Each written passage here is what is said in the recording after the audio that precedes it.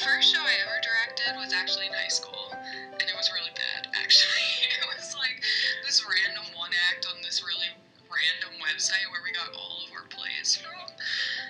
So it was really awful, but I mean, that's the first time I kind of started being like, hey, this is something I think I could kind of like to do.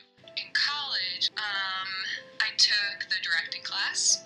We got into directing our scenes, so I chose a scene from The Clean House by Sarah Ruhl. It was just so amazing, and I actually realized I could maybe be good at it too, so I loved that. Clean House for me is just really personal. I've dealt with death in the past year, and disease, and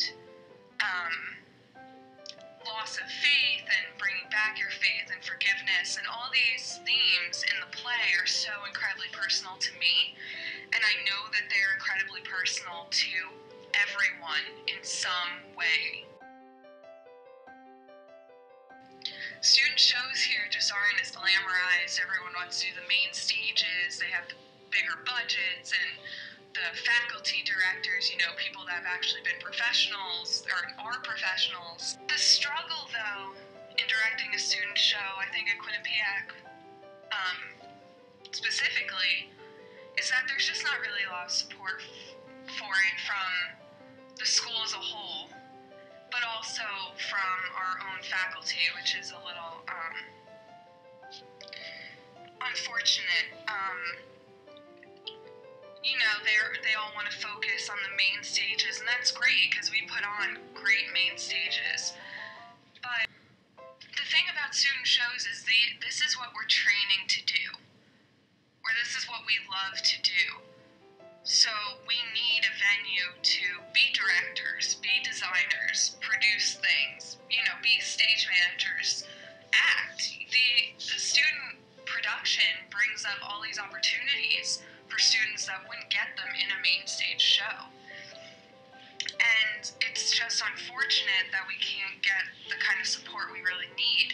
But I think in the past couple of years, the student productions have increasingly become greater in quality and outcome. The thing about directing, I think,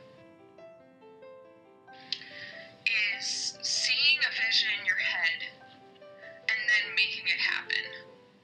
But making it happen not in just how you want it to happen, but how your actors help mold it, and even your stage manager throwing in ideas, and the lighting designer, all these different people contributing to your original vision and just making it even better than it was in your head. And I think that's really what happened for me with The Clean House.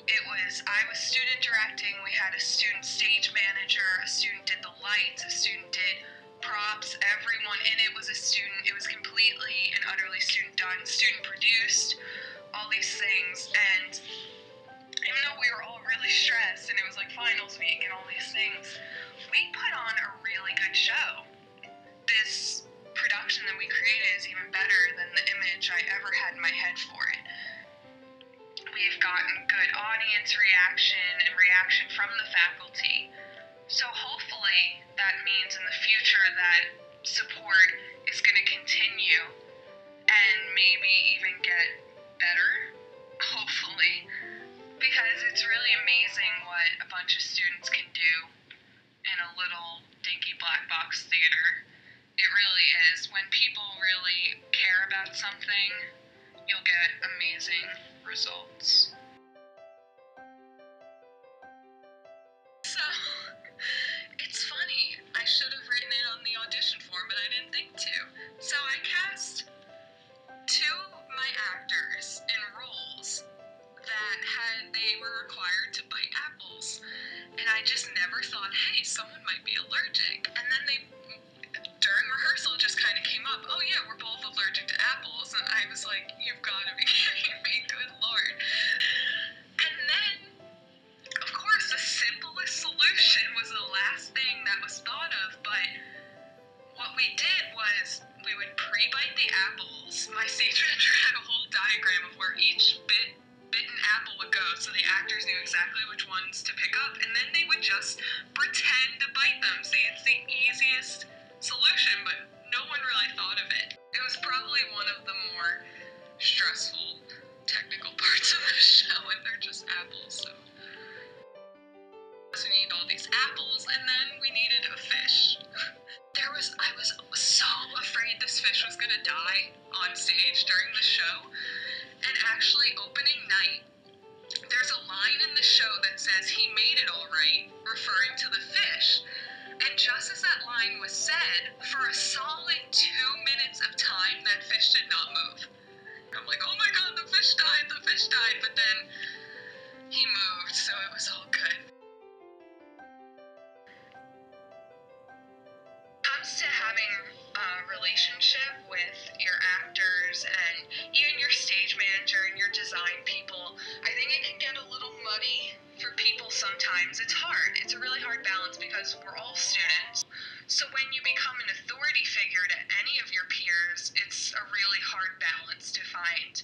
And I haven't always done it perfectly, and I don't think there is any perfect way to do it, but what I generally try to do is tell myself that, when we're outside the rehearsal room or if we're on a break or something, we're all friends, we're all on the same level, whatever.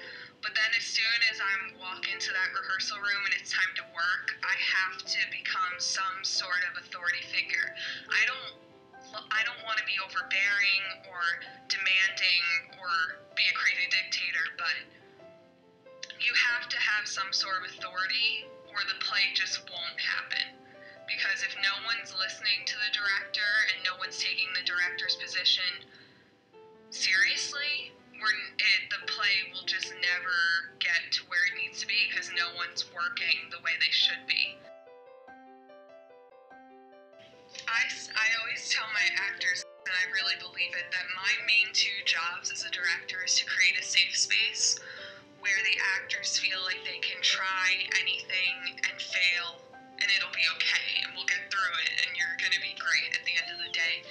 And my second job is to be the eyes and ears of the show, because I take tons of notes when I watch it go on, and then also the actors can get something from that too.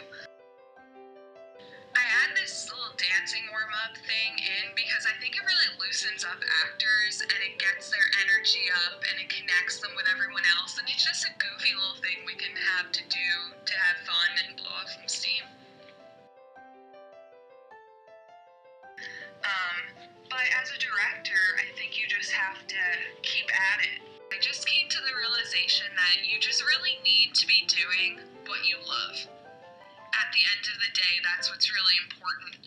So when I found theater and I found directing, I knew that's what I really loved and that's what I should be doing with my life.